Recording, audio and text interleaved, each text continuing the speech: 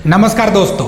अभी इंडिया और अमेरिका की जो बढ़ती टेंशन है वो कम होने का नाम नहीं ले रही है।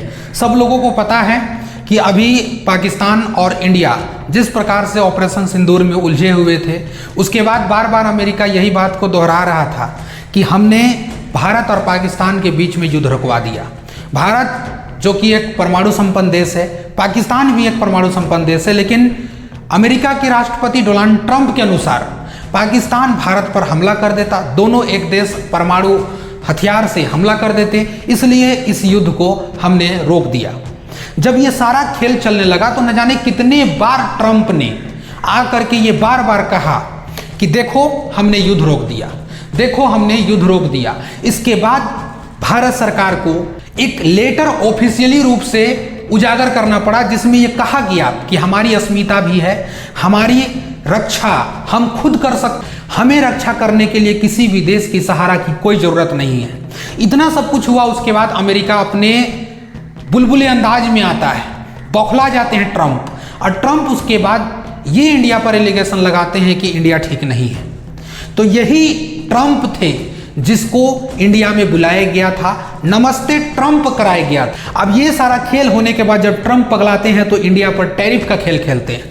पहली मर्तबा उन्होंने 25% का टैरिफ लगाया, उसके बाद जब उनका दिल नहीं माना तो अभी 50% का टैरिफ अभी इंडिया पर लगा दिया है, और 50% का टैरिफ लगाया है जिसमें कि 86 अरब डॉलर का नुकसान होने की संभावना बताई जा रही है, जो कि जीडीपी पर एक खतरा मंडरा रहा है। अभी तक लोगों का होश नहीं आया है, अभी भी लोग पता नहीं किस नशे में घूमे हुए हैं, किस नशे में वो अंधे हो गए हैं कि लोगों का दिमाग तक नहीं खुल रहा है, लोग समझ नहीं पा रहे हैं आखिर हमारे भारत देश के साथ में अमेरिका ऐसा नीच वाला हरकत कैसे कर सकता है। हालांकि हम मजबूर हैं, मजबूर इसलिए भी हैं कि हम जितना चाहिए उतना अभी कुछ हम चीज़ बना नहीं पाते हैं। जितना चीज़ हमें ज़रूरत होती है उतना चीज़ हम किसी दूसरे देश को एक्सपोर्ट नहीं कर पाते हैं, इसलिए हमें थोड़ा सा दब करके रहना पड़ जाता है। लेकिन आखिर ऐसा कब तक, कब तक? क्योंकि पिछले 70 सालों में यही बात बताया गया कि 70 साल से भारत बर्बाद हो रहा है, बर्बाद हो रहा है, बर्बाद हो रहा है।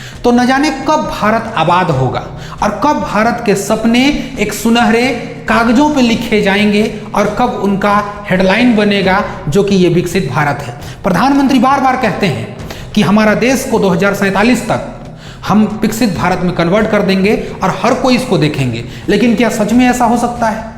क्या ये झूठी वादे आपको नहीं लगते हैं? क्या आपको सिर्फ और सिर्फ जनता का मन को गुमराह करने के लिए ये बातें बोली गई कि आपको समझ में नहीं आता है? भाई हर कुछ ये हो रहा है, हर कुछ। और अभी भारत में खास करके जिस प्रकार से चुनाव आयोग पर सवाल उठा है, चुनाव आयोग जो आप देख रहे हैं, ये चुनाव आयोग पर इतना भयंकर सवाल उठा है ऑपोजिशन के तरफ से कि अभी सत्ता पक्ष वालों का दिमाग खराब हो गया है, और इस चीज को दबाने के लिए वो न जाने कितने सारे गेम प्लान करेंगे, आप सोच भी नहीं सकते हैं। आप सोच भी नहीं सकते हैं न जाने कहां कहां अभी दंगा फसाद होगा, जिसका एग्जाम्पल आपके सामने फतेहपुर में आ भी गया हो। आप फतेहपुर का घटना देख सकते हैं जो कि सोशल मीडिया पर वायरल है, मुझे बताने की जरूरत नहीं है। तो ये सारे प्रोपेगेंडा क्यों फैलाए जा रहे हैं? ताकि किसी भी तरीका से चुनाव आयोग पर जो सवाल खड़ा हुए हैं, नरेंद्र मोदी जो सरकार हमारे प्रधानमंत्री मौजूदा हैं, उनका इस्तीफा को लेकर के मांग उठ रहा है, इन सब सारे चीजों को बिल्कुल दबा दिया जाए, इसलिए ऐसा काम करवाया जा रहा है। अब आप खुद सोच सकते हैं कि आखिर इस प्रकार से अगर गेम खेला जाएगा, इस प्रकार से अगर काम किया जाएगा तो कैसे होगा? ऑपोजिशन को पकड़ पकड़ करके दिल्ली पुलिस जिस तरीका से बस में भर रही थी, लग रहे थे जैसे वो आतंकवादी हैं, क्रिमिनल हैं, देशद्रोही हैं, उनको पकड़ के ले जाया जा रहा था। इससे पिछले कुछ दिन पहले एसएससी में जो धांधली हुई थी, उस धांधली को लेकर के न जाने सैकड़ों शिक्षक मैदान पे उतरे थे। इन सारे शिक्षकों पर भी सेम ट्रीट किया गया जिस तरीका से आज इस नेता पर ट्रीट किया जा रहा है, सेम ट्रीट किया गया था। शिक्षकों को भी गाड़ी में भर भर करके उनको ले जाया गया, और ले जा करके एक तरीका से उनको दिल्ली का पूरा सैर कराया गया।